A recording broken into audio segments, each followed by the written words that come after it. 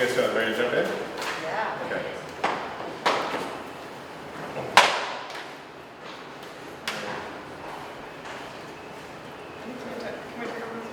Yeah, we can totally take a lot of this one, yeah. Yeah, we've got, yeah. When I talk.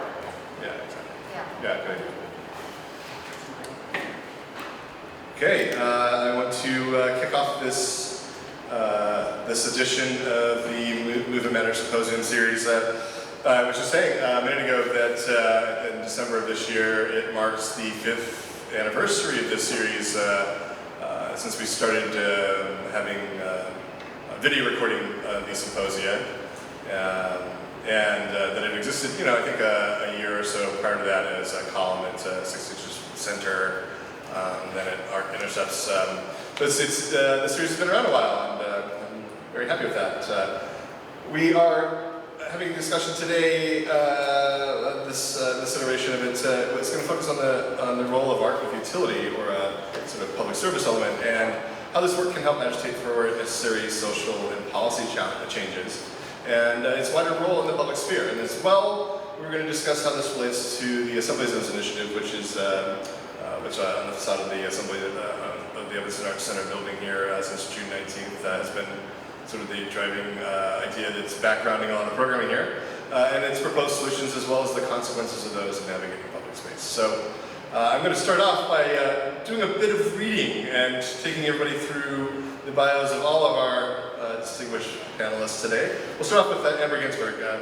Amber is a Chicago-based artist teaching at the University of Chicago in the Department of Visual Arts. She creates site-generated projects and social sculptures that insert historical scenarios into present-day situations, as well as engaging present-day histories to imagine alternative futures. Her background in craft orients her projects toward the continuities and ruptures in material and social histories. She often works with long-term and ongoing collaborators, and together they engage in multiple communities and elicit working relationships with experts in the fields of botany, political activism, biology, legal scholarship, and activism, and science fiction. Always interested in history, more recently she has been drawn to imagine futures, specifically a future that includes human survival. Looking to past feminist strategies, including collective action and equity politics, she works in large-scale sculptural forms that allow audiences a role in thinking through the making or completing of the work. The boundary between human and non-human agency is pressing thinner. She follows specific material lineages, sometimes a tree species, sometimes porcelain, to map our varied and complex relationships. In doing so, she works in concert with objects as collaborators, agent provocateurs, and narrative instigators. Shabazz has experienced the most damaging harms of the criminal legal system. At 16 years old, Shabazz went to prison with a 55-year sentence and spent 20 years total in solitary confinement and sensory deprivation, 10 years at TAM's Supermax. These experiences made him aware of the suffering of others and the importance of solidarity and connection. After 31 years in prison, Shabazz was released right at the beginning of the pandemic. He was full of hope for the future, but there are no systems in place to support him with basic needs. Furthermore, Illinois laws banish him from most housing. Shabazz is now a leadership member of the Chicago 400 and volunteers extensively with his mosque to deliver food to those in need. Laurie Reynolds is an artist and policy advocate whose work challenges the demonization, warehousing, and social exclusion of people in the criminal legal system. She has spent 2 decades researching and countering solitary confinement and public conviction registries, extreme punishments that emerged in the tough on crime turn of the 1990s. She was an organizer of TAM's Year 10, the grassroots campaign to close the notorious Illinois State Supermax prison shuttered by Governor Packman in 2013. Reynolds currently works for the Chicago 400, people who have been forced into homelessness due to housing banishment for people with past convictions. Reynolds is an associate professor at the University of Illinois at Chicago and the coordinator of the Chicago 400 Alliance. Andrew Schachman, also visual art editor of the Bridge Journal, designs environments, infrastructures, and installations. He's the co-founder and co-director of 2 organizations that are experimental spaces for delivering arts and culture within existing metropolitan networks, Floating Museum and Fieldwork collaborative projects. Trained as an architect, he designed and managed projects for the offices of Zaha Hadid, Perkins & Will, Carol Ross Barney, and Doug Garofalo. His projects have received numerous awards, including the Distinguished Building Award from the American Institute of Architects and the Richard H. Driehaus Foundation Award for Architectural Excellence in Community Design. Principal of Studio Andrew Schachman. Andrew completed the design for the Palais de Tokyo's 2017 exhibition, Singing Stones, in the Roundhouse of the Disabled Museum of African American History, and is currently working with Ina Bihar on the integration of public art into the new arrivals corridor of the O'Hare International Airport. Andrew is a lecturer in the Department of Art History at the University of Chicago and was the William Bronson and Grace Lovett Mitchell Visiting Professor in the Department of Architecture, Interior Architecture, and Designed Objects at the Art Institute of Chicago in 2020 and 2021. Thank you to everyone and all of you for being here, and to our audience here in this space, and to those watching at home. I want to jump right into the questions here and start off. We have an agenda, so we're going to be reading through these questions and then have some open discussion around it at various points. So we want to start with the question already on the floor statement for the symposia, and that is how you each see the role of art with utility or sort of service element. Break that into a few parts. The first part, Amber, I'm going to start by addressing the first question to you. Let's start with the Tea project, which you're the co-creator of, which I wrote about a lot when it happened, in which you use tea as a social practice. It's a project that you developed with Iraq War veteran Aaron Hughes.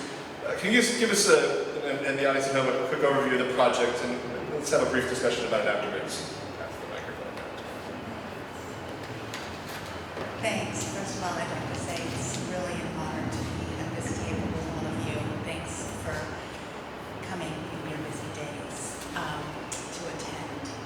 I'm going to start with a quote because Aaron and I have been working on this project for almost a decade, and I think that when you've engaged in a long-term project, I think your thinking around it changes. And so I'm going to quote Angela Davis from Abolition Democracy. Guantanamo is the technology of oppression that the enemy is said to deserve. Military detention facilities, such as those at Guantanamo, have been enabled by the rapid development of new technologies within domestic prison sites.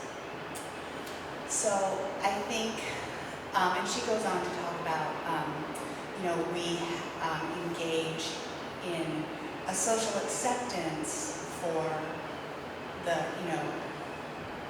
basically torture of solitary confinement because of these little erosions in our public. We have strip searches, we have stop and frisk. It's these kind of little, we have now, there's a lot of conversation around, public monitoring of our activities in terms of our technologies. So it's all of these sort of like little erosions that then lead to these things that we call exceptional.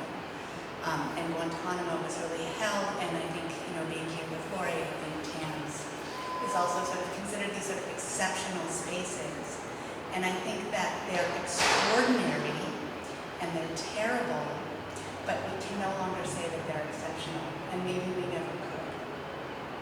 So that's sort of an overview, and I'll talk about how our thinking has changed, and this question of service or something, I think, has changed in this 10 years that I've worked on the project. So yes, this is a collaborative project with Aaron Hughes, who is an Iraq War veteran.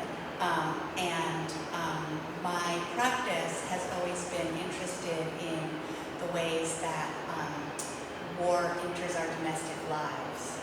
If you've ever worn a tampon, that's from World War I, and we have, these technologies that help us sop up blood that then enter into our homes. Or if you've used a sponge and that cellulose, some folks have the illusion of being able to be distant from our military technologies, but in fact, they're really part of our everyday lives.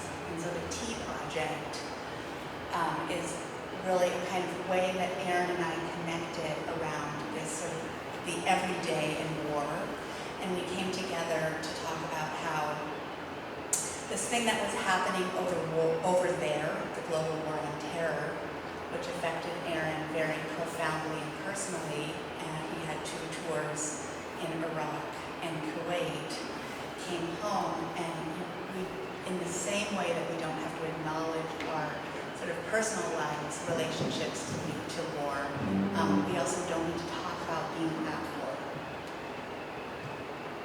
September is going to be the 20th anniversary of the global war on terror, and will also, January 11th will be the 20th year of Guantanamo as an extra-legal detention facility / prison is a term I would actually, it's not what the public calls it, but I would like to just call it an extra-legal prison. So we came together around a love story, which is the love story of a friend of Aaron's named Chris Arendt, who was a guard at Guantanamo. And like Aaron, he joined the National Guard and was totally ready to go sandbag the Mississippi River, and then found himself as a guard at Guantanamo.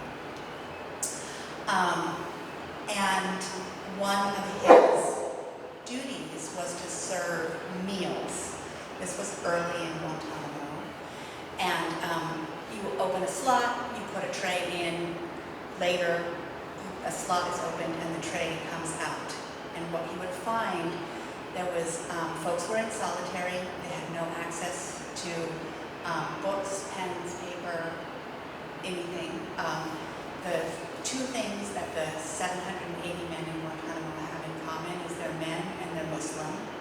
So they had no access to a Quran, which was their first request. And he would collect these cups and they would have been drawn on all over, beautiful carvings, engravings in these styrofoam cups, mostly flowers. And Chris had to take these cups and take them down to special services where they were supposedly decoded for enemy messages. He said it was like the most ridiculous thing. What's going to happen? Let's say there is a message on it. It's going to go out into the ocean and float away. But this idea of making a mark and making a human activity on an inanimate object, and that becomes a threat.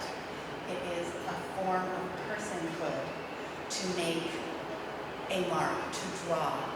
And this interesting thing where the state can fear art, I think is always something that there's like a focus there that I'm ever drawn to. So the project is an octopus, but the heart of it is that Aaron and I cast 780 porcelain cast teacups, one for every man detained in Guantanamo. And they are statistical surveys. They're objects of beauty, and they leave the exhibition to share in conversation where we have a cup of tea together, maybe in the future again at some point.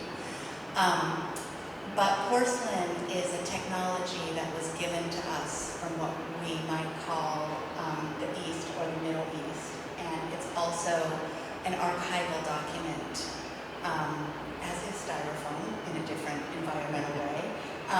But these are, in a sense, portraits because they have each of the man's names on them. And they also have flowers carved into them, just as Chris's story. So 220 men have been detained from Afghanistan. And so there are 220 cups, all with 220 tulips carved into them, one for each man. Other countries might have 11 citizens. They would have 11 flowers carved into them. So these are archival portraits, documents, and statistics. So that's where it began, was connecting these materials and these histories of trade, histories of exchange of technologies. But it's changed over the last 10 years. We used to talk about Guantanamo being this exceptional space. And much of my thinking around what we're doing now is coming up an exhibition at DePaul University for the 20th anniversary of Gitmo. And it's, the title is Remaking the Exceptional Tea, Torture, and Reparations from Chicago to Guantanamo. So one of the things that emerged during this time was that I started this project in Guantanamo where Aaron and I functioned as being a voice for people who had no voice themselves. Literally, Guantanamo was a black site, and there were no words for prisoners. The first words out of Guantanamo were poems. Mark Falkov, who was a lawyer, used his rights as a client privileges to take words out. And there are these beautiful poems. If we have time, we'll hopefully read you one at the end. And this idea, there's also a connection between the civil rights movement and Guantanamo, both of which are the first and second largest pro bono organized legal activism in the country. To file 780 habeas corpus cases for the 780 men doesn't really matter, but you think of the civil rights movement as this like huge lawyered up activity as it was. Guantanamo has even a larger network. So these relationships between legal activism, art as a threat, and the way in which we think about categories of people and what we can do to their bodies, and the way that we accept those, and let the small things allow for larger atrocities, is really where the importance in my own thinking and learning from my own work is developed, I think. Being in Chicago during this time and living here while reparations were passed for torture in Chicago has also profoundly influenced this project. So I think the switch in terms of what is service, what is this idea of public service, I can no longer say that I am in a position of trying to be a voice for the voiceless. Many of the men from Guantanamo and many of the stories of local torture and being in solitary confinement, I absolutely consider torture. There are other people to speak those stories, and those folks should be telling those stories. So what does one do? And that is, I think, to find a way to collaborate with, to uplift and extend the voices of those how we can learn from folks who are most directly touched. So over this 10 years, I think what also emerged was that the demands that veterans have from the trauma of war. There was a protest by 5 Guantanamo detainees who were sent to Uruguay in front of the embassy in Uruguay, and the demands for torture survivors for reparations and the ongoing demands for reparations are the same at their core, at their heart. When your rights are taken away, you need some very basic things initially. You need to be able to sustain yourself, to have housing, stable housing, to have food, and then to be able to engage with your family, have mental health access, and job training. Those are like the 5 kind of core things that we're hearing from folks who are impacted most directly by military technologies, whether that's happening globally or whether that's happening locally.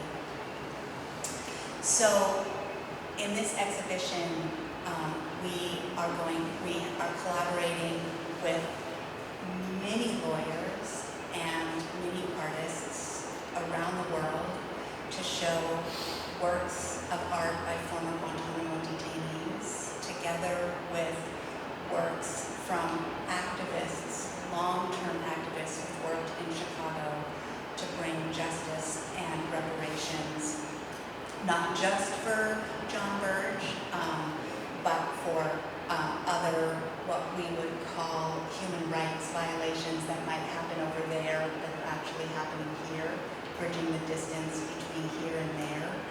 And the last thing that I'll say is that I hope in this exhibition we're working with the Invisible Institute to make much more public the direct connections between torture in Chicago and torture around the world. Because Richard Zuley, who was a police officer and a co-chief around the same time as Burge, took leave to go enlist in the military, and he trained in enhanced interrogation in Guantanamo and Abu Ghraib.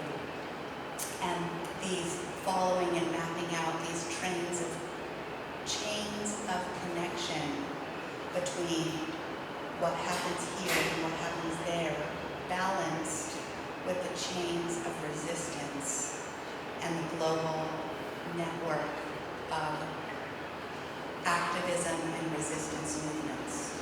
So just to sort of pull this all together, I think my practice is, and the work that I'm most interested in doing in terms of thinking about how to connect art to this question of public service, is where does art act as a model? And I think that the reparations ordinance that was imagined and then became real is a really powerful model. And where is art as a threat? And where does the state feel like we need to step in and close art down? And the like space between those two are where I hope that my thinking and my making can live.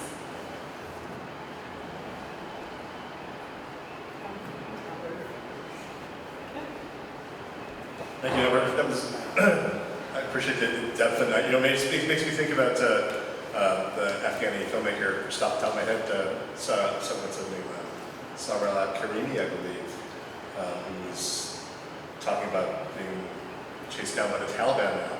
And what do you do? Talking about artists on the front line of that. And that was also a big, for those who were watching it, it was a big, actually I think the focus of our June 19th panel was really on how artists and language, in particular artists who use language, are perceived as a threat by despots and autocrats. So that's a good symposium to look back on and have that context. But we'll move on here down to Andrew. Andrew is one of the co-founders of the Floating Museum with Avery Young, Fahim Majid, and Jeremiah Alsalis-Spofford. You've often worked to unearth and highlight underrepresented or race histories as well, such as the Ndisabo Inflatable, where the city founder is depicted with his wife, Kira Hawa, who helped Ndisabo navigate the area and establish trade. Can you tell us a little bit, and our viewers, about how the mission of the Floating Museum goes about identifying and organizing these projects? Pass this down.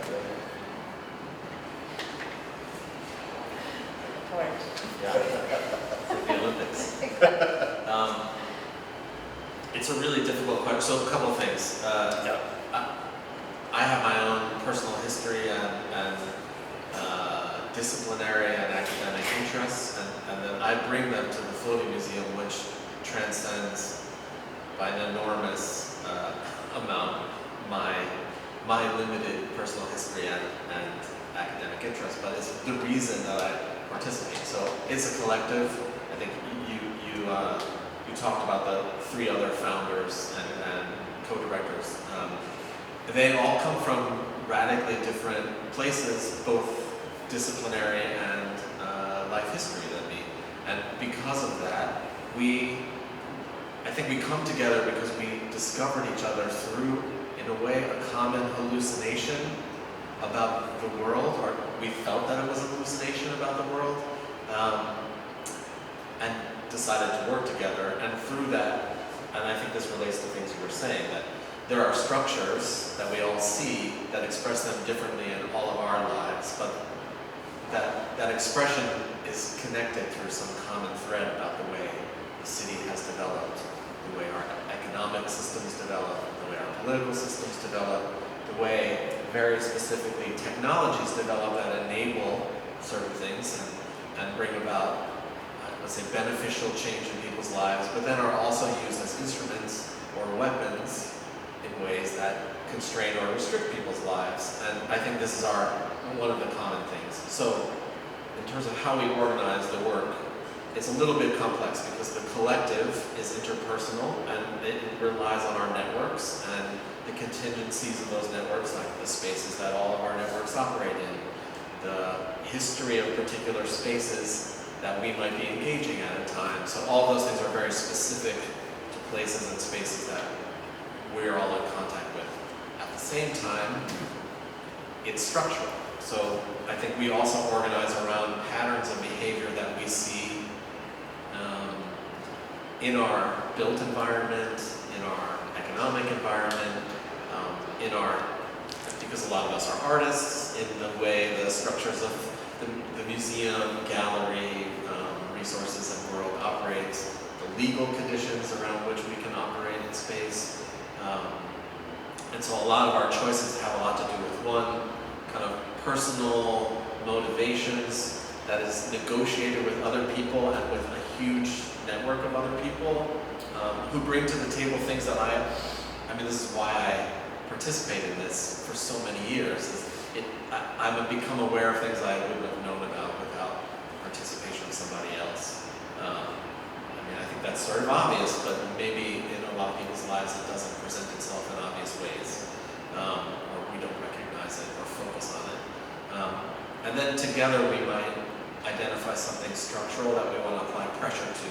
So very often the work will take a system that we think of widely as beneficial, like the Chicago River is a shipping and receiving system for moving gravel to the bank store when it's under construction, and the city is starting to recognize maybe its potential as a cultural site, so we'll go in and deturn its primary definition and find secondary ways of looking at the same system and really trying to generate questions in the public realm, so to invite audiences to come in and ask questions. I hesitate to try to define what we do because a lot of the actions are about inviting people to make sense themselves. So I hesitate to try to make sense in advance of the work. It's better just to show up to an event.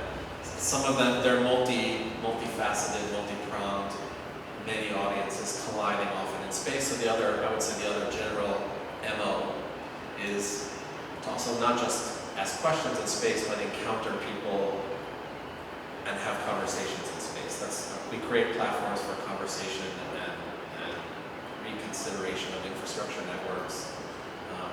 My own personal history brings me to this. As an architect, just as like a kind of backstory.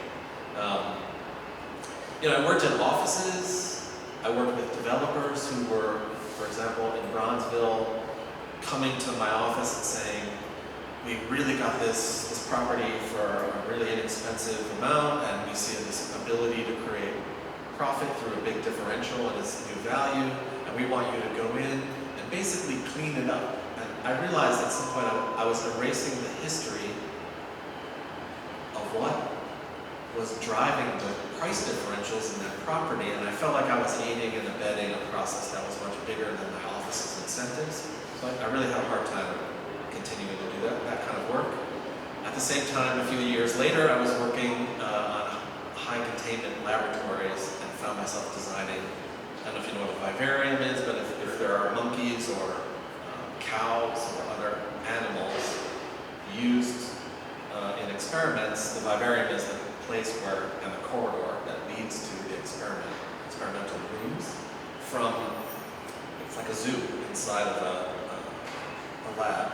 And I was specifying epoxy resin flooring so that it could be hosed down. And I realized I was aiding and abetting in a system that I wasn't really comfortable with just through specifying. It would be really easy to ignore that process. That opened me up to starting to look at other systems that are more mundane, I think more pervasive in my life, like a sponge or plumbing, actually is my current session. And this is how I think a lot of the other collaborators come to the practice, either through direct lived experience, feeling of exploitation or oppression, knowing or recognizing this, having an epiphany in their lives that either the law or even our real estate structures are operating to alienate large groups of people who we really should be loving and cooperating with. So I mean that's kind of how we choose this.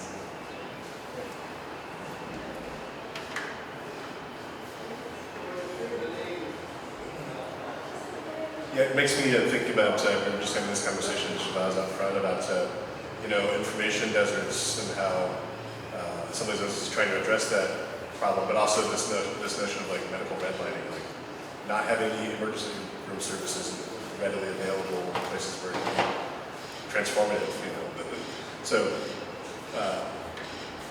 to move on to our third question here though. Laurie, as an artist, you've long worked to organize for policy change and invested your time in creative efforts in working with prisoners and family members on changing criminal justice policies, such as the TAM's Year 10 project, a grassroots campaign to reform and eventually close TAM's Supermax prison, which Governor Pat Quinn did shutter in 2013.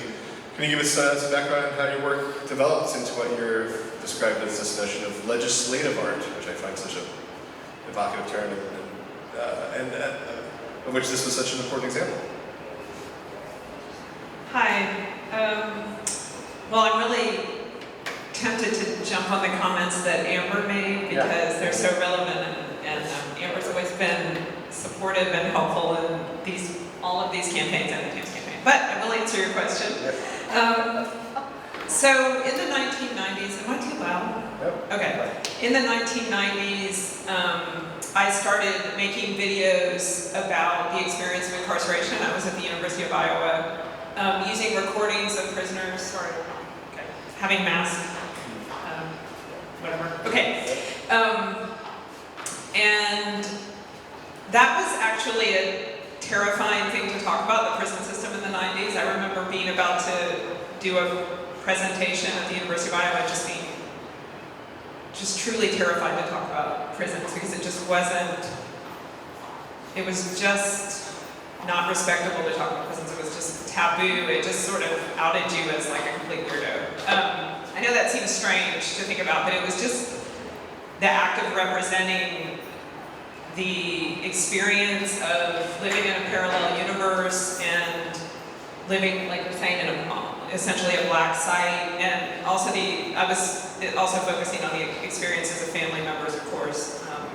So anyway, what happened is I did work on that, and I also moved to Chicago before TAM's Supermax opened.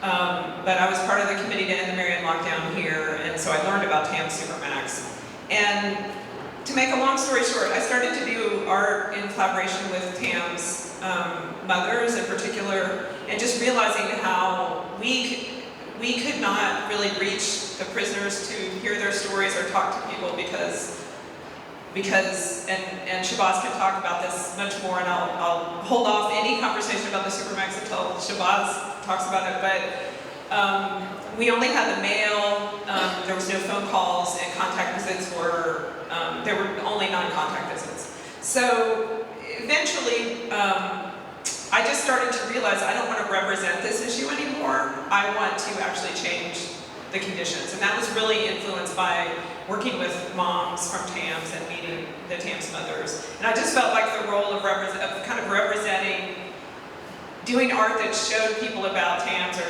talked about incarceration wasn't what I wanted to do. I wanted to do art that actually changed it. And so me and other people at one point in 2005, we conceived of this, and in 2006 we started the TAMS Poetry Committee. And the idea there was that we sent poetry to every single person in TAMS Supermax, and they sent poetry back, or letters, actually Shabazz wrote back, and we used his quotes. And we kind of often talk about that as how we started organizing with prisoners, but it was actually how we started organizing people on the outside, because we needed the quotes, the poems, and one person wrote a poem that said, that the title of the poem was Tam's Supermax is America's Abu Ghraib. And the thing that Amber just made me go through a huge, stuff I haven't thought about in a long time, but when we first started to work on organizing to close the Supermax, we had this terrible problem of messaging and framing, how do we convince people to do this? Everybody thinks that the prisoners in TAMS are the worst of the worst. That was literally, you just said worst of the worst, every legislator said they're the worst of the worst, they're the worst of the worst. So you were paralyzed with that. And it was actually the opening of 9/11, Abu Ghraib, and Guantanamo, where people started to critique the prison, the Supermax type of prison system that allowed us to then say, look, this is like what you're critiquing. And really, historically, we exported that system. It started with the Supermaxes, but the public opinion turned on Abu Ghraib and Guantanamo Bay before it turned on American Supermax prisons. But anyway, so we kind of borrowed that messaging and framing, literally, very consciously in our media pitches and everything else. But in moving forward, anyway, to just sort of summarize, so we did this whole campaign with all kinds of different art interventions, interactions, collaborations, etc. And we launched TAMS Year 10 in 2008. In collaboration with so many people, almost every artist in Chicago did something on this campaign. It was just truly, amazingly, there was just huge solidarity with artists and the prisoners and the former prisoners and the family members and especially the moms of Supermax prisoners in TAMS.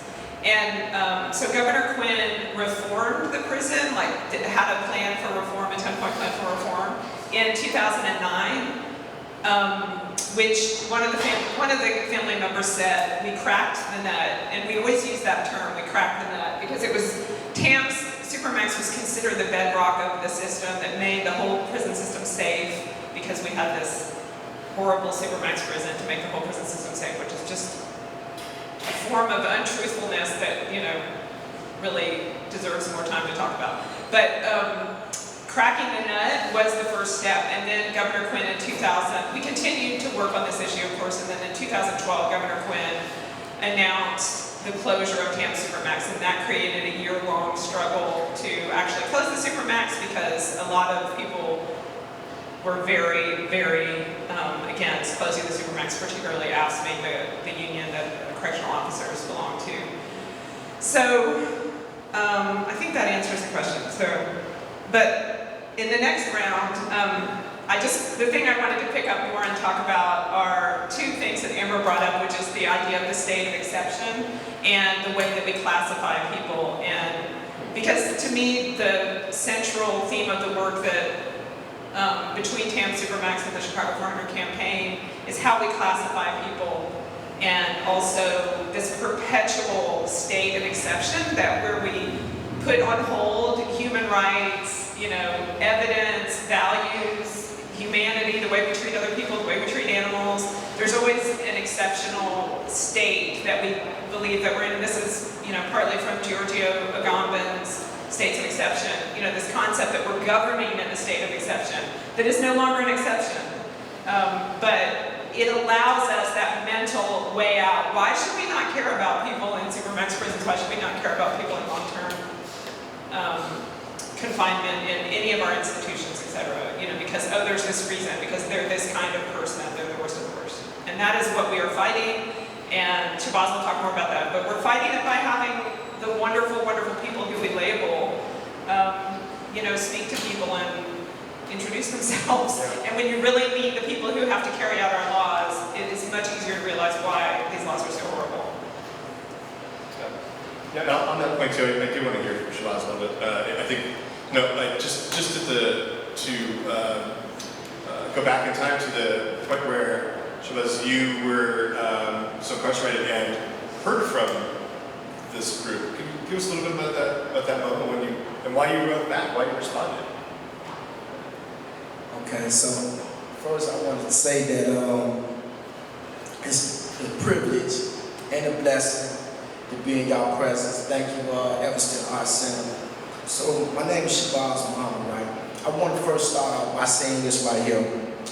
I absolutely believe in a accountability. I believe in community safety. So I want to say that right off the door.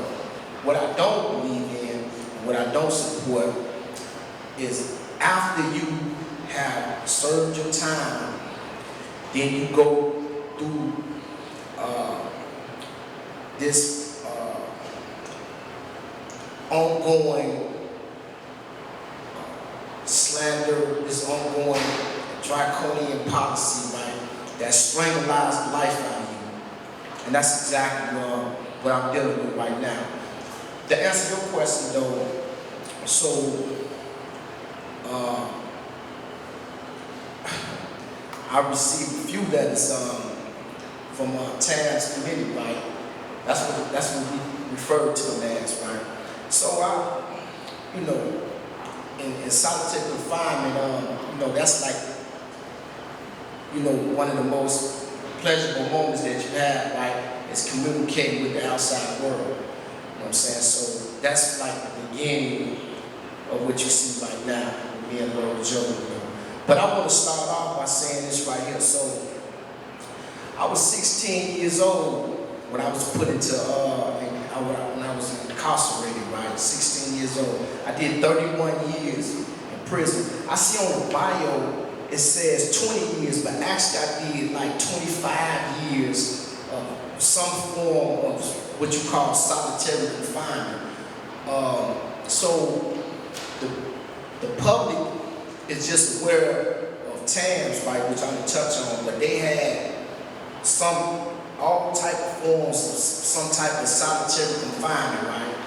And what was being practiced is this right here. I don't know if y'all familiar with the COINTELPRO program, right? So the COINTELPRO program was a program in the 1960s, which started off in the 1950s, right?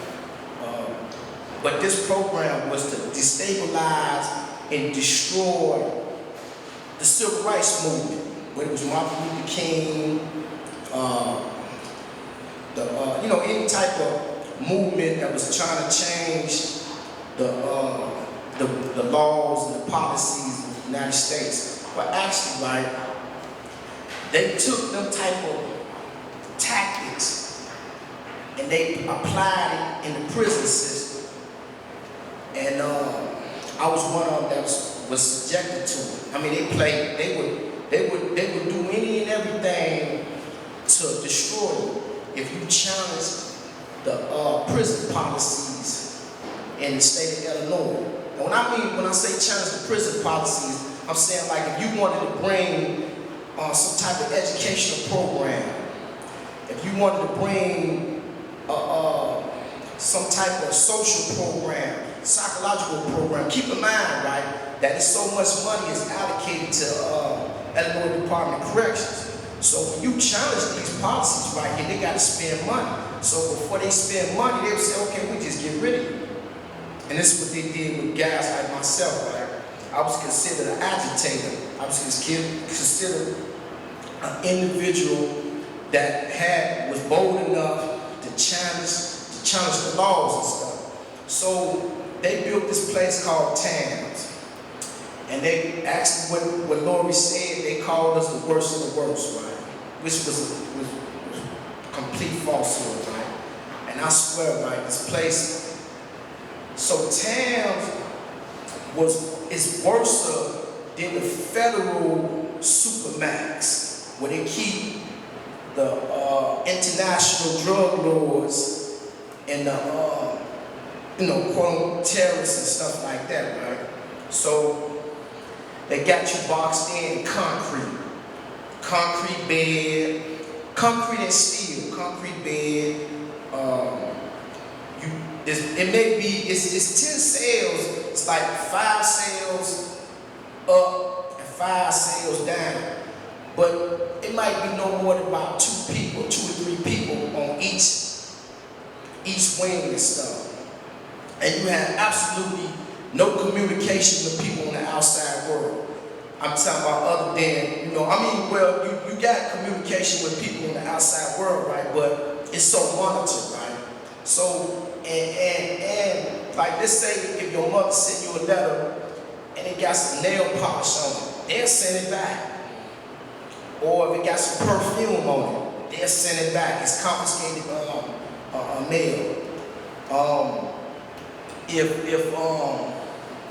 If one of your friends use some type of urban slogan, they'll confiscate your mail. You can't have it. I was on what you call elevated security. So elevated security was a cell that it's like I said, the cell is already concrete and steel, but they put a plexiglass on the door, right, where you can't even communicate. Now keep in mind, right, maybe number like 2 or 3 of us on this wing right here. So the only thing we have to entertain each other is to communicate. We can't get on the phones. It's no phone call, you know. At the time when I was there, you weren't able to call to the outside world. Now you was able to talk to your lawyer or something like that, right? So, but for the most part, you weren't able to communicate with nobody. And please don't upset the correctional officers, because man, they will play all type of games with you. For example, let's say if I had a dispute with somebody, they'll take my mail and give it to that person and give that person my mail just to cause confusion between one another, right? Or if I want to eat something, because you stay constantly hungry and that they don't really give you enough food, you know what I'm saying, to keep you, sustained and stuff. So, like if I, it's called fishing, right? You take a line, you might shoot it to another cell, right? And if they caught that, they would strip you butt naked. Literally, you would be in your cell butt naked, and they'd turn the cold, because the whole compound is central air. They'd turn the cold air and they'll blow on you. So you have no covering in there. You in there. So the only thing you can do is like walk back and forth in the cell to keep warm and stuff, right? You know what I'm saying? And if you get kicking on the door, what they'll do is put arm restraints on your legs and arm restraints on your arms and just leave you in there. And if you did anything to react on that, they'll cut your water off. So you got no water, you got nowhere to use the bathroom. You know what I'm saying? So you defecate or whatever, right? You got to smell the stench. You know what I'm saying?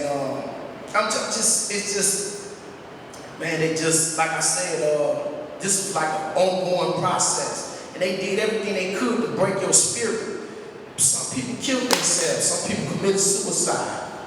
I know one guy that became so dark with him, literally, right? This is documented. The man jumped off his bed and put his, jumped directly into the toilet and broke his neck just to escape the misery and stuff, right? I know some guys that would literally cut their wrists and bleed to death, right? Or try to bleed to death, right? Just to escape the misery. One of the things that I did to hold on, because it was painful, you know what I'm saying? And it comes to a point where you cry. I'm talking about it. Ain't no more tears. The crowd thing you can do is you just be like in a state of shock, and you walking back and forth, and you trying to remember, the past, right? Bring some type of delight. Just to keep you motivated, right? And it's one of the things about how I ended up embracing Islam, right? You know what I'm saying? Just believing in God, you know what I'm saying? Because that was like my only psychological safety there. I mean, because the stuff that I was seeing, man, was just, it'll blow you away. Let me say something else too. So each of the cells had an intercom in it. So the people in the tower, the security towers, the guard, the realms, they listen to the conversations. So if you have a conversation, right, and believe me, right, some of these conversations dealing with politics, social, whatever it may be, right, and you talk about anything that they consider that they don't like, you know what I'm saying? Like let's say you have a conversation with somebody, you say, man, look, America's army was wrong for going to Iraq. Man, listen, they're shaking down. One of the things they used to do, right, they'd take, like they used to do me like this all the time, they'd take my toothbrush, brush my teeth, and they'd dump it inside the toilet, you know what I'm saying? Or they'd take my black chest pieces, and they'd flush the chest pieces down the toilet. Or they'd take any type of a Bible or a Quran, because I had both of them. I had a Bible and a Quran, and they'd tear pages out of it. They'd tear pages out of it, tear it up, flush it down the toilet. So I went through this, like I say, you know, for like 25 years, you know, and I was so happy when they told me I could leave, when I could get out. I was happy. Man, I was like, man, thank you, God. You know what I'm saying? You know, I got another chance to get out here, right, and do the right thing. But what I wasn't familiar with at the time was what they called the register laws and stuff. So first, I want you to picture this right here. I don't know if y'all familiar with Twilight Zone, right? But they had, you know, this was a show that used to come on and stuff. And they had one particular episode that talked about, that showed this guy when he got caught up in the cowboy days, right? And some way he got back into another dimension, right? Where the technology was so advanced, it just blew him off and he just went crazy, right? And that's like my situation. I got locked up in 1989. They didn't have no Facebook. They didn't have laptops. They didn't have no smartphone. None of this right here. Now keep this in mind also. In the places that I was in, they did not afford you that type of technology. So when I was released, right, and then on top of that, I was released in the worst pandemic, right?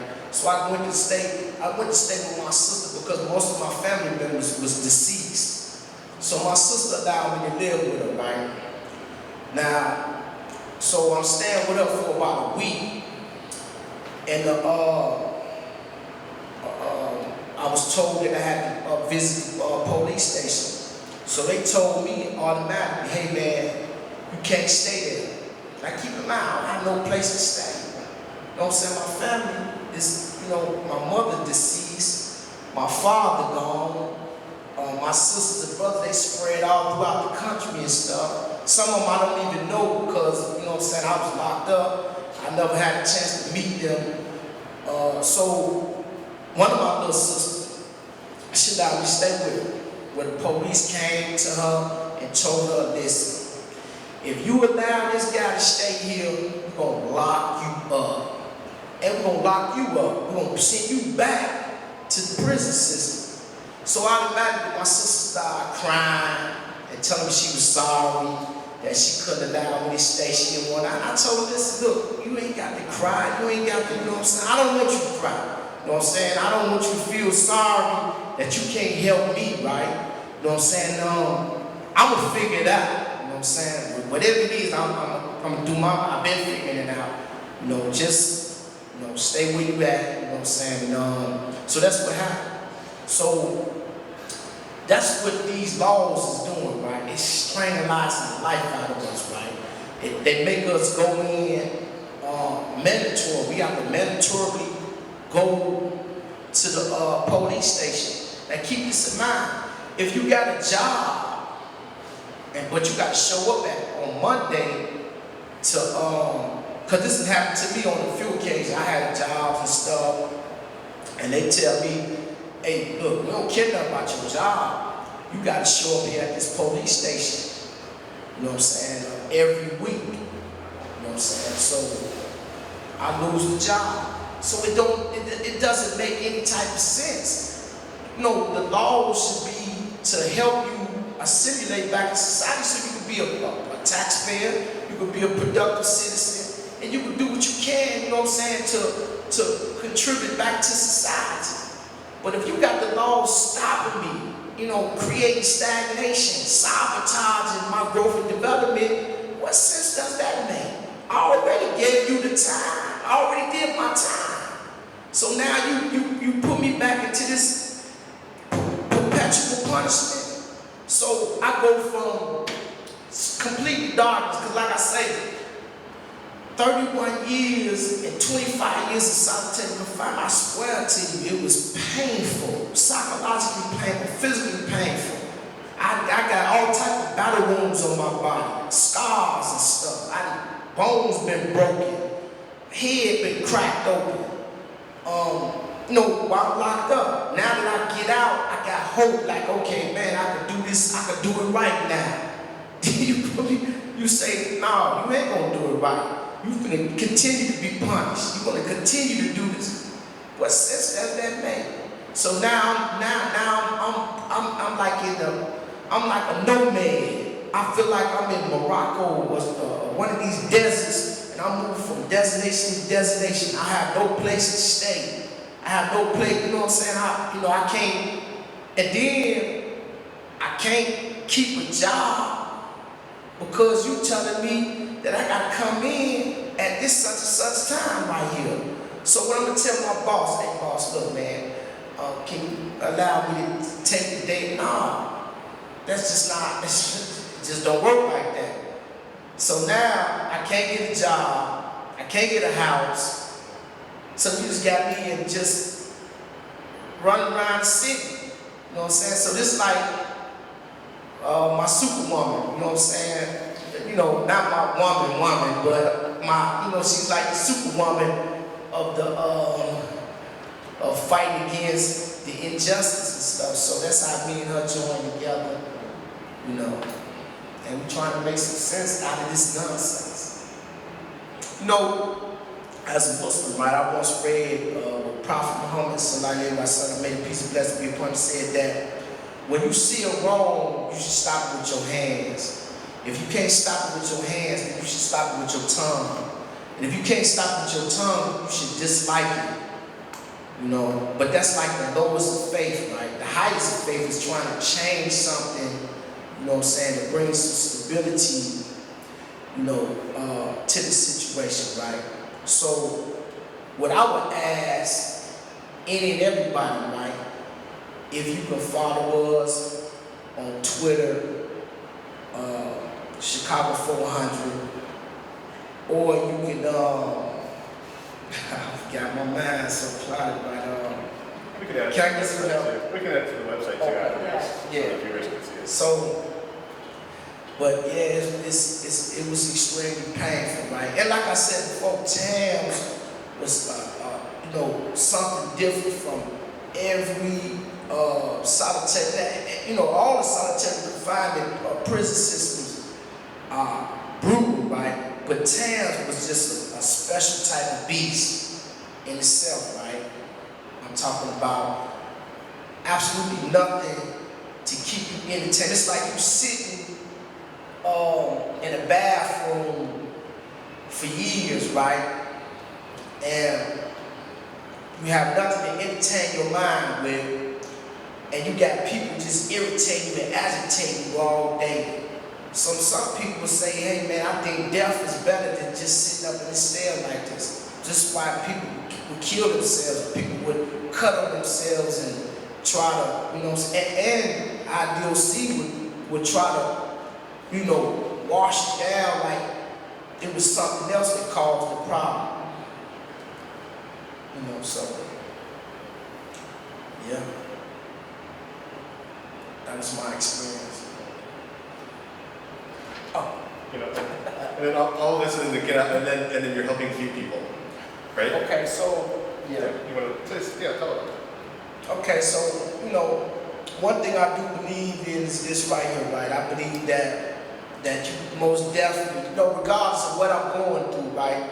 I'm participating in this, in the mosque, right? On 39th and Calumet, where we feed the poor.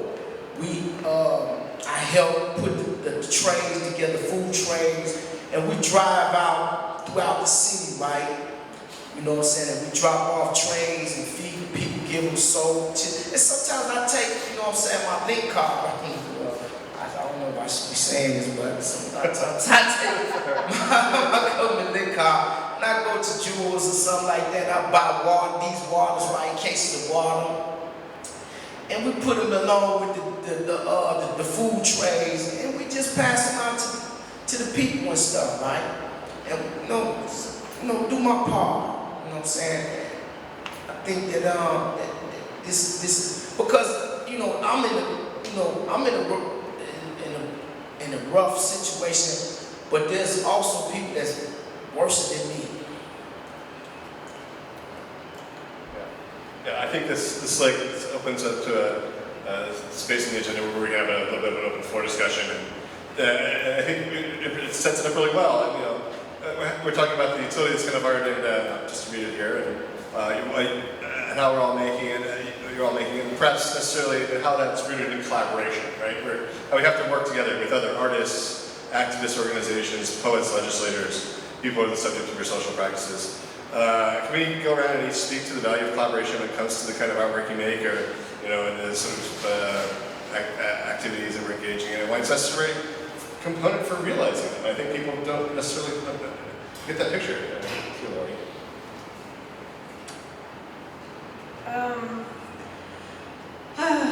Well, I first wanted to say, in order to answer this question, say something a little bit more about the Chicago 400 that Shabazz already brought up so painfully.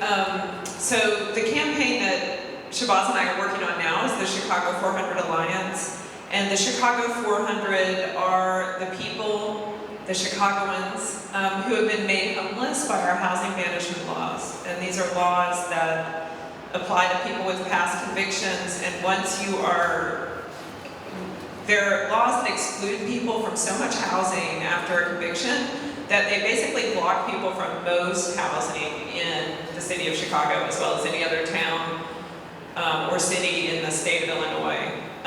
So we have three kinds of laws that we're addressing in the Chicago 400 Alliance. So forgive me for just reviewing the definitions really quickly, but the first issue are public conviction registries. So registries are, in Illinois, 47% of the people in Illinois have an arrest or conviction record.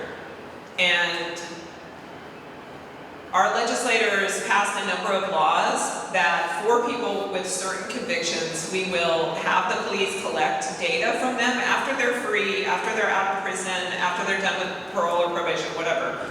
After they've fully served their punishment, they'll continue to collect data from them and post it on the internet, and that's a public conviction registry. So we have registries for people with murder convictions, violent crimes against youth, arson, methamphetamine manufacturing. We have a gun offender registry. We have an animal abuse registry, and everyone knows about the sex offense registry. That's the most common. So we have so many people on these registries in Illinois that I won't give you all of the statistics, but 1 in 42 black men in our state is listed on a public conviction registry.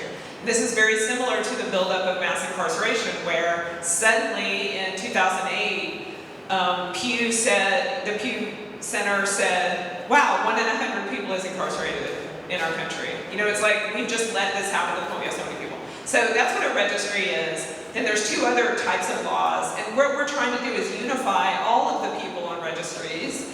And the other two types of laws are housing management laws and then public presence laws, which is that you can't be in public, which is truly Jim Crow stuff, We're talking about people not being able to be within 500 feet of a park, playground, school, etc., which if you add that up is most of the city also. So I just wanted to give you that background. So the Chicago 400 are the people made homeless by these laws. On any registry, if you're homeless, you have to register weekly at the police. Why are you homeless? We've banished you from housing. We've prevented, so. To the question of collaboration, this campaign, the Chicago 400, is led by people who are homeless on the registry. The president of the campaign of the Chicago 400 is Terrence Chisholm, who couldn't be here today because it's too far away from where he stays. But, and there's other leadership, and Shabazz is in the leadership. And the rest of us are collaborators to oppose this system that is a system we all built collectively, and we all collectively ignored the effect it was having on people. So that's what Chicago 400 is. There can be no political movement or action without collaboration. That is the definition of doing things politically, is that you get people together to agree that this is violating, you know, our values as a society. All of these people subject to these laws, they're still our neighbors, they're still our community members, they're still our family members, they're still our friends. And why are we letting our state do this to all these people? So we have a very wide net of collaborators in this campaign. We have to. And so I'm almost done, but our main collaborators are housing advocates, victim advocates, because crime victim survivors are like, I don't want to do this to people. This is not helping. None of this helps community safety. How does it help community safety to list people on the internet who have a past conviction? I mean, not to mention the laws are completely discredited and they cause so much damage. I don't even have time to talk about it all. But anyway, we, you know, without hearing from people, and also the whole campaign was developed by people coming, witnessing, and listening to people in front of the police station, hearing these stories, learning what this was about. You can't do that without collaboration and communication. You cannot tell these stories. And I mean, that's the big problem, is nobody really understands the real effect on the real people. And when you meet the people who have to carry out the laws, like I said before, you know, then you start to understand what our laws are doing. But right now, that isn't happening until people work together. And that's where we get the political power to change the laws. It's very difficult to change laws. And so I'll pass it. Yeah, just real quick. Yeah. I just want to put an asterisk on this conversation, this portion of the conversation a little bit, because I do think that there's this, especially in terms of art, there's this mythology about the individual artist, and you know, and the ability to use art collectively is this thing that I don't know that the general public really has a grasp on. So I really want to just sort of put that on there, but also give everyone a chance to speak to it. So I'll pass it down to Amber.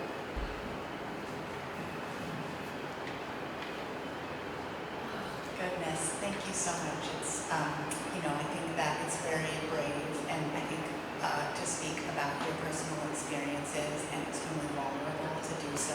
And I just want to first thank you. And, you know, I think that to speak about collaboration, I think in the work that I'm doing with the Tea Project, I think, as you said, not everybody, people have very different sort of tolerances to experiences, and it is remarkable that there are folks who are willing to speak out and allow folks who aren't necessarily directly impacted to collaborate. And I think that that's also been, I think there's this word collaboration. I'm trying to gather my thoughts to kind of understand, like, there's categories. So, you know, I think individual artists are often what people think of as an artist. You go into a studio, you do a thing, you act alone, you somehow have no influences and no one makes your dinner, and then it goes out into the world in this sort of magical way. And so there's a lot of conversation about what it means to collaborate even in the making of things. And I think that, again, you know, over time, what I wish to speak about might be changing. I think I used to speak a lot more about what it was to collaborate with other artists and just break that sort of like first step. I think that the next circle, and I think where change can really happen, is when you actually just step out of like the thinking about collaborating with artists or necessarily what artists can do, but think about where change actually happens. It happens in you know, public perception. It happens in political arenas. It happens in social movements. And artists have always been alive in these things. I mean, you know, you can't really think about change without song, right? There's always music that accompanies change. There's always poetry. There's always art and banners. So just, you know, thinking about collaboration going into, and I'll just again speak about this one project that I'm working on, the Tea Project, is interviews have become a really important way to to collaborate, both to get the words of others forward, but also to make sure that the work that you're doing as an artist is not the work that you think needs to be done in the world, but that you're actually checking in and learning from the folks what it is that they want, they need, the change that needs to happen, not the way that I might think about it, but the way that you might think about it from having the actual experience. And Laurie, I think the way that you used the phrase that you said, you need to talk to the people who, can you say it again? Who carry out the laws. Who carry out the laws, exactly. I want to just, who carry out the laws, that's right. So for this exhibition, we're interviewing Chicago torture survivors who had forced confessions, as well as Guantanamo torture survivors, and asking them, how do you survive? That's one of the questions. I think that's a really, it's remarkable. To survive is remarkable. What does imagining justice and reparations look like? And I think that asking those questions and bringing that collaboration in so that you are really, we have a certain amount of energies. We're mammals. We have so many heartbeats. It's limited. Where are we going to put our energies? And I think one of the questions I ask myself in this work is, how do I put my energies towards making an impact and making sure that that impact is what is requested? Collaboration, goodness. I'm just going to read a poem real quick. And I'll pause there. And I have it on my phone, so it's just going to take a moment. And again, these are from the first words coming out of Guantanamo, and this is from Shakir Amir, who is a Saudi Arabian citizen, and he is currently detained, so he's on his 19th year. They fight for peace. Peace, they say, peace of mind, peace on earth, peace of what kind? I see them talking, arguing, fighting. What kind of peace are they looking for? Why do they kill? What are they planning? Is it just talk? Why do they argue? Is it so simple to kill? Is this their plan? Yes, of course. They talk, they argue, they kill, they fight for peace.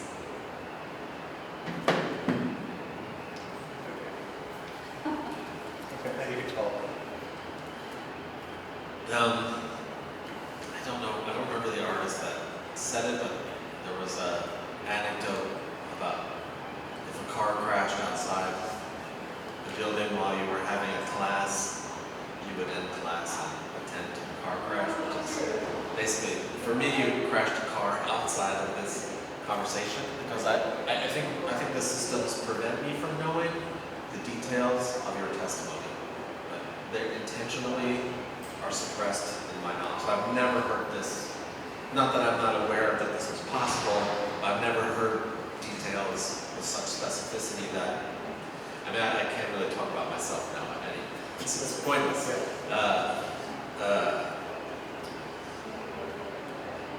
So it's hard to figure out for me. I know about the power of collaboration to work, to open up systems that seem closed prior to my participation, that change the dynamics or allow things that I didn't think. Institutions that would participate with us, for example, to change their modus operandi, to contribute to resolving situations that they weren't aware of until we brought it to their attention, through, about other subjects than this subject. But So I'm sitting trying to think, and often my practice is just to respond to a situation that's right in front of me. I would need time to think about, after this is presented, but I would say that I almost feel like whenever I present even in a course, I talk about the structure of the American landscape or something, I know students can't appreciate it until they actually feel it, and your testimony there's no substitute for testimony, direct testimony. That's the most powerful thing I've heard in a year in a lot of ways. So I think one question I have is how to make that testimony more accessible. And I've seen your project actually. I've referenced some things in my own work and other platforms. But I don't have a lot to say other than I wonder how we can make your testimony a testimony that's like your testimony, other people's testimony, directly accessible.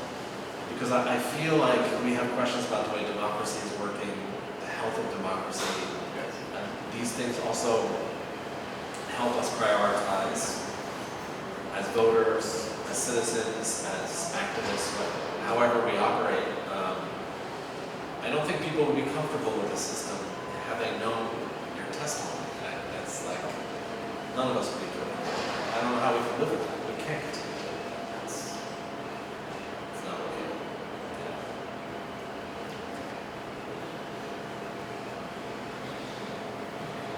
I think in the time left, we were talking about like sort of what I've been, the way I think about it is it's micro atrocities that we're constantly contending with, right?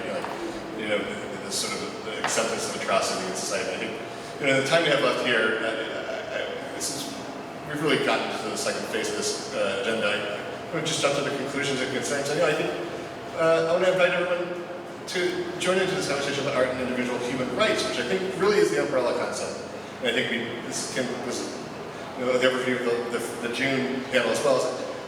Is joining on these types of thinking about art making. What was the question we closed our first symposium with? But clearly, incarceration and prisoners' rights. The fact that Guantanamo Bay is even still open to me is a shock. And so if we could just have an open floor discussion with each of you for however long we have left, and discuss how artists are often caught up on the front lines of speaking out about these issues. And what really does dismantling these systems of oppression look like from each of your perspectives? And I actually would like to just hand this one off to Shabazz to start the conversation.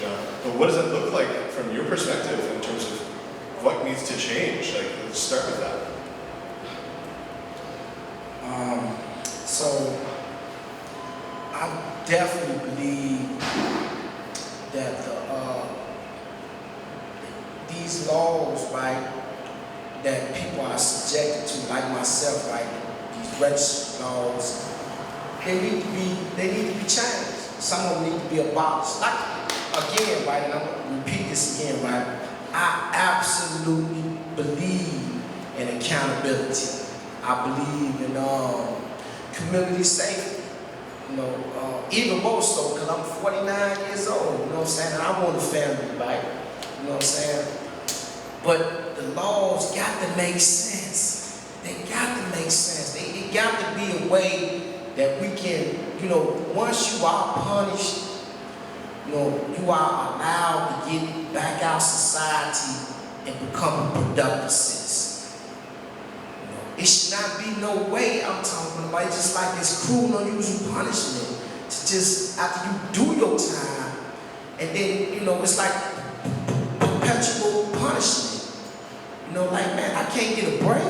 I can't get no type of happiness in my life. Man, I've been gone since I was 16 years old. I gave you whatever. I gave you your time. Now I gotta get out here. I can't get a job. I can't, so I can't, everything that you tell me to do, I'm doing it. But you put bricks, you put booby traps. You tell me, hey man, listen up, go and get a job. Okay, I get a job, bam, I get trapped. Get you some housing, bam, I get you, it's like, man, I can't win. know what I'm saying? Like, you forcing me out the country.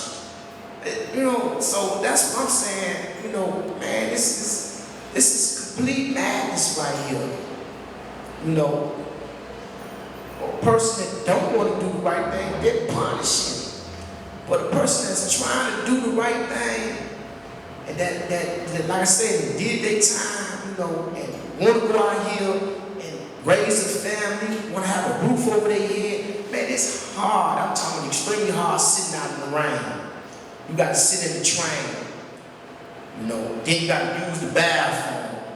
So, you know, you don't want to urinate on the steps and all this right here. You know, you got to go to the McDonald's bathroom to use the bathroom. They tell you, hey man, look, you know, this COVID right here, you can't come up in here, so you got to go to an alley. You know, I'm telling you, this is the experiences that people are experiencing. You know, where you got to find an abandoned car to sleep in, or if it's cold outside. You know what I'm saying? You got to ask, like, I had to literally go to my sister, like, man, let me get a few blankets for me. You know, again, that triggers, that's another psychological emotion, because she started crying even more. You know, so, you know, you got to deal with that situation. You know, or you got to find a building to sleep in the hallway. This is the experiences that people are experiencing, and they ain't no drug addicts. You know, these are, you know, guys that's sober, I live a sober life. I don't even drink. You know, definitely don't mess with no drugs. You know, so whatever little money that I do, I hold it. I got to go to a hotel to take a shower. You know, just the basic things that people take advantage of. Man, you got thousands of people being subjected to this madness right here. You know, and like I say, it makes no sense. You get a job, you got a good job. You're trying to keep this job right here. But a person telling you, hey man, out of every week that you got, and then you can't negotiate because you just started the job. So you ain't got no seniority. And the boss, he got options, so he ain't got to compromise with you. Nah, you fired. You missed too many days. And then you tell, look, man, I got to go to the police station to register, man. Can we work something out? They ain't trying to hear that. Then when you go to the police station, you're trying to tell them, look, can we get something worked out where I can, you know, get it off the day, I come in on the days that I'm off. They don't want to hear that. So man, I'm not caught up in a damn you, excuse my language, but damn you do that you don't. So yeah, I say the laws need to definitely be challenged, and like Laurie said, the people that's making these laws, you know, we can't, you know, come on, how do you even come up with this type of madness right here? You know? So,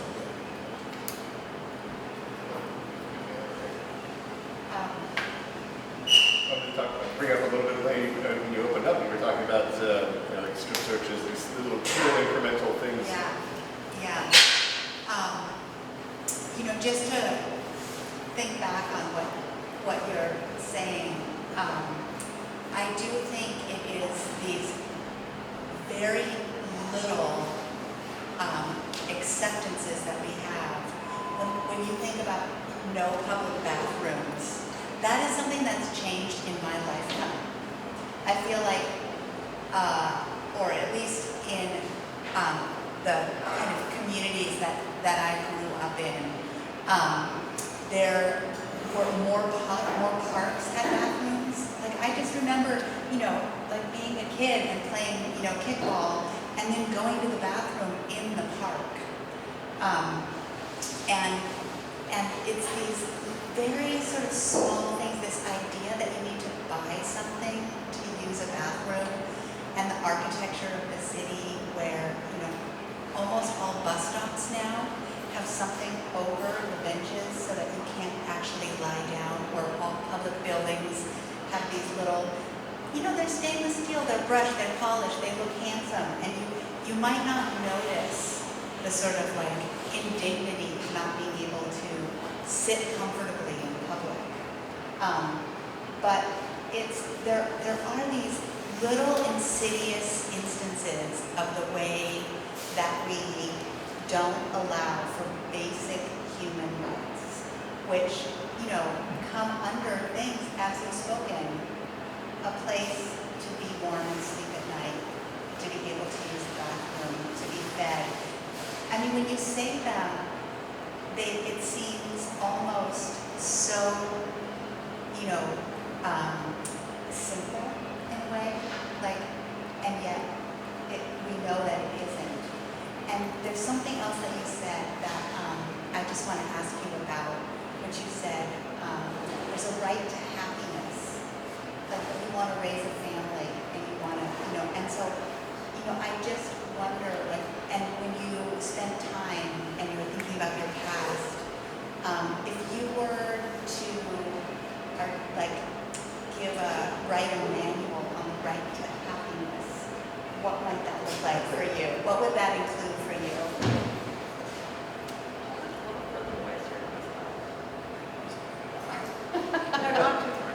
I got you. So, okay, so I first want to say this right here, because I forgot to elaborate on this right here. These are one of the. Yeah. Oh, okay. So these are one of the. I'm gonna answer the question. I'm gonna say this real quick. So one of the questions I believe was asked, or I don't know, my mind everywhere, was how was I able to survive the torture of solitary confinement? I guess one of the ways I was able to survive because of I had hope that once that my time's coming, this year passed, I'm getting closer. I'm gonna be able to raise a family. I'm gonna be able to get a job. I'm gonna be able to get me a car. Be able to, do the things that regular people are able to do, right? That's what kept me from putting a rope over my neck and hanging myself. That's what kept me from doing something that would, completely destroy me. You know what I'm saying? It was the hope that once this is going to be over with one day, right? This is going to soon pass, and I'll be released out here in society and just live my life and just forget that stuff right there. But once getting out, completely shocked that this type of stuff I'm going to be subjected to. So one of the things that I think that would bring happiness that I would love, like I say, is some of the most simplistic things. Housing, being able to take care of your family, transport, the simple things in life that so many people take for granted. Like, not only do I feed the poor, but I also speak to the youth in the community, the people that actually engage in some of the madness out there in the streets.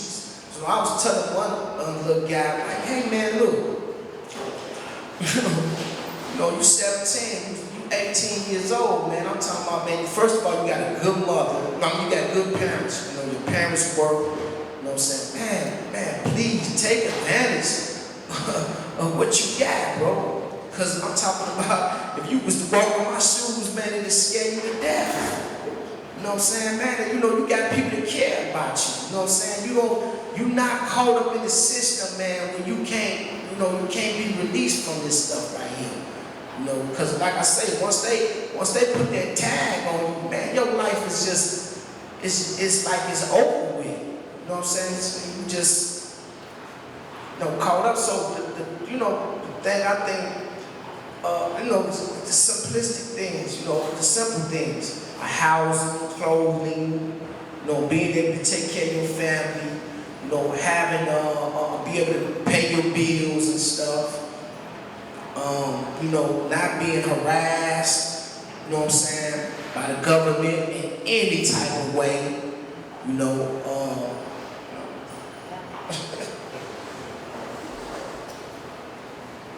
Yeah, I think the more that I'll just speak for myself, you know, the more that I hear that, the more it focuses my attention as an artist. And so I think that's that. I just have a question. The situation you described where, and maybe we don't need to also, it doesn't need to be an interview of you, so I think I'm opening this up, but I'm curious about talking to the people who carry out the law. So the situation you described where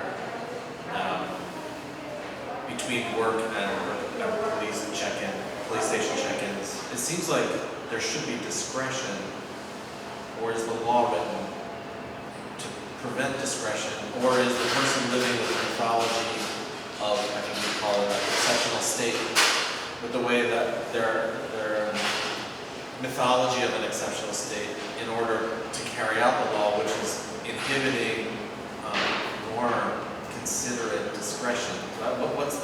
Is it a legal situation or is it a problem of discretion? Let me take that one.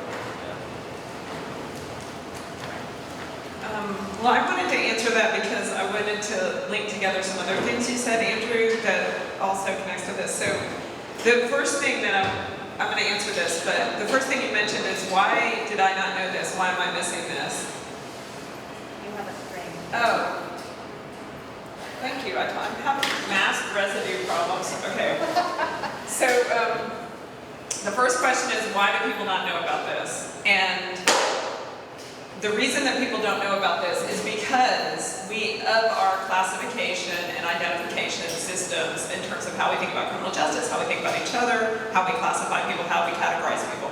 So there is, you may have noticed, this enormous effort to reform the criminal legal system. There's this enormous interest in prisons. There's this enormous interest in policing. And what is completely not part of that conversation are people on registries, because we've classified them in ways, just like we did with the worst of the worst with Supermax, it's prisons, exact same thing. We've put them in categories. And who does criminal justice reform? Well, nonprofits. And, you know, the art world has gotten awfully involved in it. And what people do they completely leave out of the conversation? People on registries. That is the one area where even people who say we should not do this have this, like, state, you know, this exception, because they pose, and then we sort of do research and make up all these reasons why people have this exceptional threat. And we start to think, well, you know, maybe we should just work on youth, because, you know, youth are really super innocent, even though youth commit murders, sex offenses, etc. And youth are indeed people that are redeemable, but so are all people, you know. So we sort of carve people out in this way, and then the systems that are supposed to be, like the left, you know, even, that are supposed to be working on these issues really do leave out, like, a huge part of the story and huge numbers of people. But to your question, is there discretion? I mean, the other part of this system that's really critical for this particular set of laws and many other laws, with the Supermax, well, I won't get into that because I don't think we have time, but with registry laws, legislators pass these laws one at a time with no public safety research in mind, certainly with good intentions, for sure, like prevent, you know, community safety.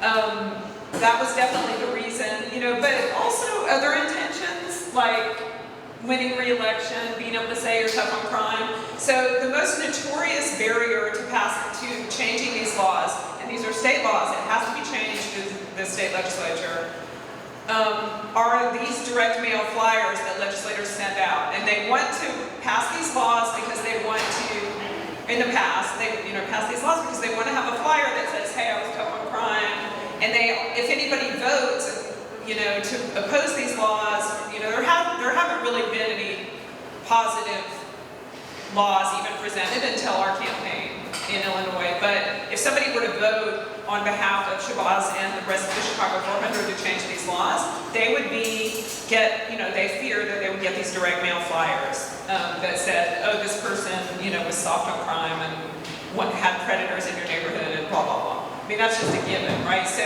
the only way to overcome that is actually through organizing and I mean, this is sort of, this issue of collaboration is just a way more complex issue than we have time to talk about, but one of the forms of collaboration that we talk about in our campaign is, so like, even nonprofit organizations won't pick this up because their members might say, hey, you know, you're working with the worst of the worst, or you're working with these, you know, so it's tough for people to support this, right? But there's something called courtesy stigma, you know, that these organizations are afraid of, that they'll be, you know, stigmatized for working with people that are unpopular through these categories we have. But what we do in our campaign is embrace courtesy stigma. I will take the stigma for Shabazz. I will take it for any one of these guys.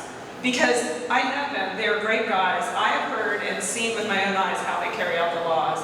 The laws are disproven, discredited laws that do absolutely nothing for community safety. There's no reason my state, my government should be enforcing them. And one thing we didn't mention, I mean, Shabazz mentioned it in his own story, but we have hundreds of people in Chicago who had housing. They lived in houses. They had stable, safe housing. They had their own houses. They had their mom's house. They had their cousins, their wife, whoever. And we pulled them out of that housing and made them homeless, just like we did Shabazz. Our state, our government is doing that, and we all have standing to say, I do not think my government should be doing this. And I brought these because we show some photos that the Chicago 400 did a bunch of art, and it was the Chicago 400 members who came up with the term, we carry the laws out, and they have this kind of mural thing that says we carry the laws out, and it shows them carrying them out. But they had to stand at the police station, and if you're homeless, the police would line you up and get these numbers. And we had just hundreds and hundreds of these cards, and then they would register everybody except the homeless people. Here's number 102. Everybody would get a number, and then they would go, okay, now we're going to register everybody but you. And they would register everybody that was yearly, the housed people, on all these registries, on all the registries I named. And then they would come and register the Chicago 400. I mean, anyway, I just wanted to tie together a couple of things, but the idea is like we should all, it really has to be the people who stand up and meet Shabazz and meet these other people and say, I don't support this. And as a matter of fact, the same thing was true with the PAMS campaign, because nobody would touch that issue at the time. And it was a representative here in Evanston, Representative Julie Hamas. We got extremely lucky on the PAMS campaign. Representative Julie Hamas was our bill sponsor, an amazing advocate, totally learned the law, learned what was going on, strategized, everything. And then we got very lucky with Governor Quinn, seriously lucky with both of those people. But it takes, all of us doing this. We did have a bill sponsor this year. We are trying to change the laws. We do have a pending bill that you all can support if you go to chicago400.net. But, sorry, I just had a couple more things I want to tie into this. But then the other part, I started to talk about classification. The other thing is identification. So this is how people are classified by our state laws, and this is how the police carried out the laws. The police have discretion in how they implement the laws, but I mean, seriously, the police did not make these laws. They have to register people weekly if they're homeless, and if they, served caviar in the parking lot, they'd still have to be there every week in person, Now, I won't get into this because we don't have time, but during the pandemic and in the past 2 years, we started to work with the police on implementing the laws differently. So they don't use this system anymore, they use another system. And here's this amazing thing, the police the Chicago police support our bill because they don't really think it makes a lot of sense to force people to be homeless. Shocking, amazing. And most of the people in the Chicago 400, that means the people are homeless, have been made homeless by our laws. Our laws, we made the police make people homeless because they're our laws. And they've been rearrested for failing to register 1 week or for living in a place they shouldn't be living or just whatever. So they've also been returned to prison, spent time in prison, and then not been able to get out of prison because they were homeless. So the one other fact that I didn't fit in this is that as long as I can remember for the last 15 years, we've had between 1,200 and 1,700 people in the Department of Corrections, in prison, past their release dates. They were supposed to get out, but they're past the release dates because they get a parole violation called insufficient housing. That is actually a violation.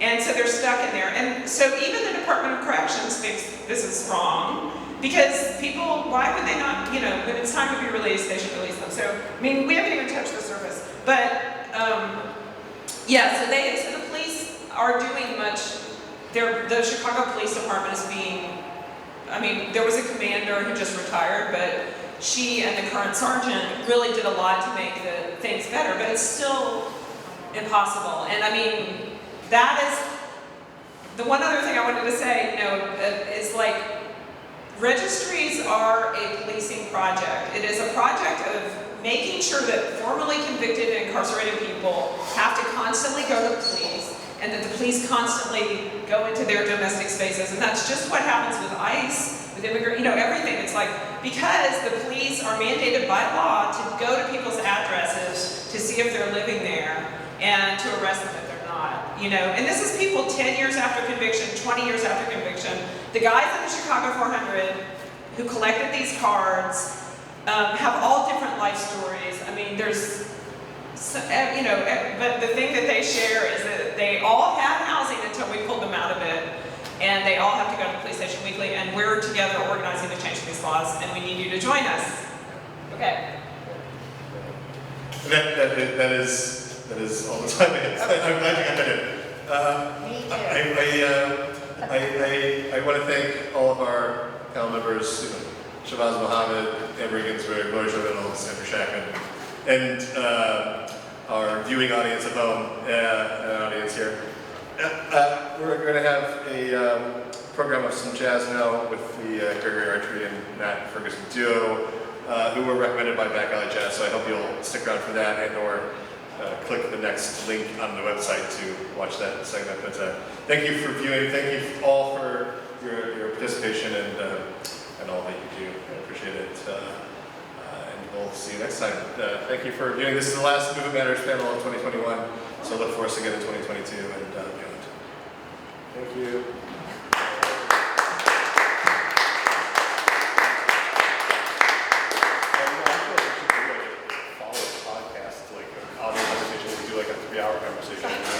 Have 400 members kind of do like a video interviews, like things like that, like it'd be really easy to done and help, I think, raise awareness of this. Yeah. The conversations are happening, and that's, I think, the unfortunate thing. It's not being put out there, right? And I'm somebody who researches this stuff, and I still am not finding this out there. So I feel like that's something that should be easy to deal with. I wish you had